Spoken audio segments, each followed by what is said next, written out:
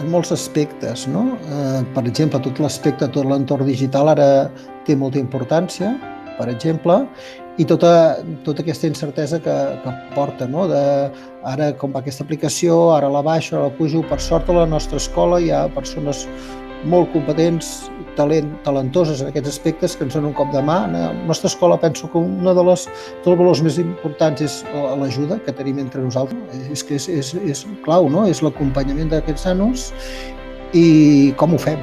I a partir d'aquí s'ha engegat tota una sèrie de trobades tutorials, trobades amb equips cooperatius i també trobades individuals, no? Amb els nanos, perquè és important fer un seguiment d'ells, de com se senten en aquesta situació, perquè és nova, no només per nosaltres, per ells és nova, no? És important acompanyar-los, a dir com estàs, com et sents, et dono les gràcies per l'esforç que estàs fent, com estàs col·laborant a casa, m'agrada molt la feina que has presentat, mira de millorar aquest aspecte, per exemple, de la feina.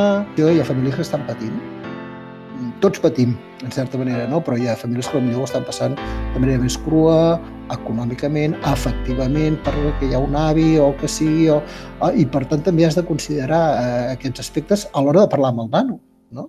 Tot aquest tema emocional, afectiu, en aquests moments passa pel davant, però hi ha coses que les podem seguir posant en valor i que ara es mostren més, no? És a dir, els nanos se'ns estan mostrant de manera més real, més palpable, no?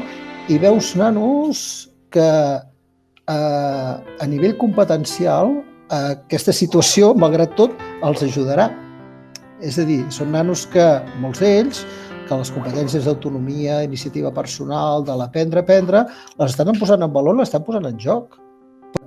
Pot ser que davant d'aquesta situació tinguem nanos més forts, més valents, més resilients, amb més capacitat d'emprenedoria, no? Evidentment que es pensa, i jo també estic d'acord, que hi haurà un abans i un després. Em sembla que vaig sentir la consellera que va dir, la de Sanitat, em sembla que va comentar el cap de setmana passat que mai més tornem a la normalitat, no? Per tant, serà una altra normalitat, no? I esperem que aquesta normalitat sigui més humana. Ja està, en poques paraules, una paraula més humana.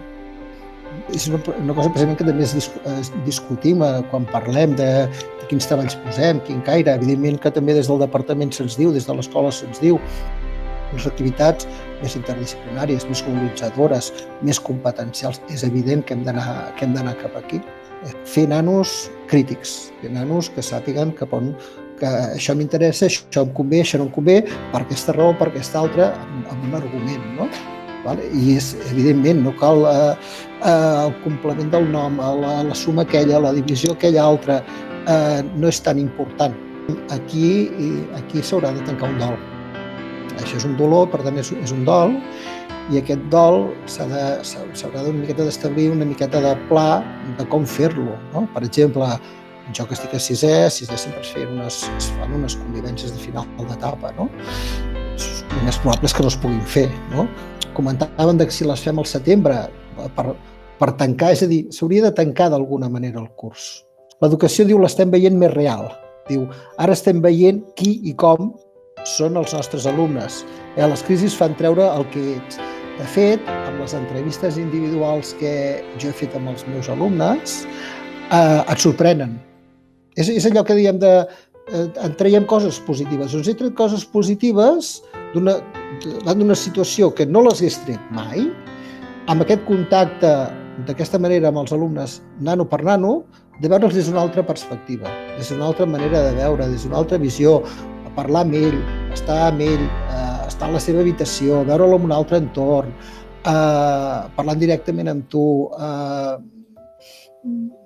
És allò que no estàs parlant amb un alumne, estàs parlant amb una persona. Estàs parlant amb una persona. I això és una perspectiva que a vegades, amb el fragor de la batalla, dins l'aula en 28, perds una miqueta de vista, lògicament. La propera vegada que entri a la classe, doncs allà tinc 28 persones, no tinc 28 alumnes. Ja ho sabem, això, ja ho sabem, però això ens ho ha fet encara més palpable, més real. I això és una altra de les coses que m'emporto d'aquesta situació, les persones. És això.